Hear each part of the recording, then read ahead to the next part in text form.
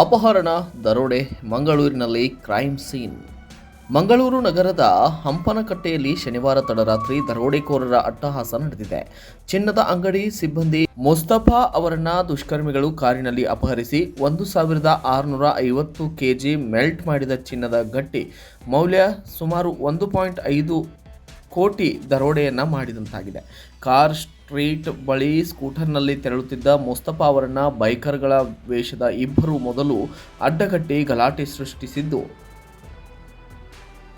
ತಕ್ಷಣವೇ ಬಿಳಿ ಕಾರಿನಲ್ಲಿ ಬಂದಂತಹ 4ರ ಗುಂಪು ಅವರನ್ನ ಬಲವಂತವಾಗಿ ಕಾರಿನಲ್ಲಿ ಕೂರಿಸಿಕೊಂಡು ಹೋಗಿದೆ. ಅಪಹರಣದ ವೇಳೆ ಮುಸ್ತಫಾ ಮೇಲೆ ಹಲ್ಲೆ ನಡೆಸಿ ಸ್ಟೇಟ್ ಬ್ಯಾಂಕ್, ಪಾಂಡೇಶ್ವರ, ಗೋರಿಗುಡ್ಡ, ಉಜೋಡಿ ಮಾರ್ಗವಾಗಿ ಚಿನ್ನದ ಬಗ್ಗೆ ವಿಚಾರಣೆ ನಡೆಸಿದ ಬಳಿಕ ರಾತ್ರಿ 9:30 ಹೊತ್ತಿಗೆ ಸ್ಕೂಟರ್ ಜೊತೆ ಬಿಡುಗಡೆ ಮಾಡಿ ಆರೋಪಿಗಳು ಪರಾರಿಯಾಗಿದ್ದಾರೆ. ಅಪಹರಣದ ದೃಶ್ಯ ಈಗ ಸೋಷಿಯಲ್ ಮೀಡಿಯಾದಲ್ಲಿ ವೈರಲ್ ಆಗಿದ್ದು, ಪ್ರಕರಣದ ತನಿಖೆ ಕೈಗೊಂಡಿರುವ ಮಂಗಳೂರು ಬಕ್ರೆ ಪೊಲೀಸರು ಆರೋಪಿಗಳ ಪತ್ತೆ ಹಚ್ಚುವ ಕಾರ್ಯ ಚುರುಕುಗೊಳಿಸಿದ್ದಾರೆ. Bureau report, Kannada Janashri news, Mangaluru.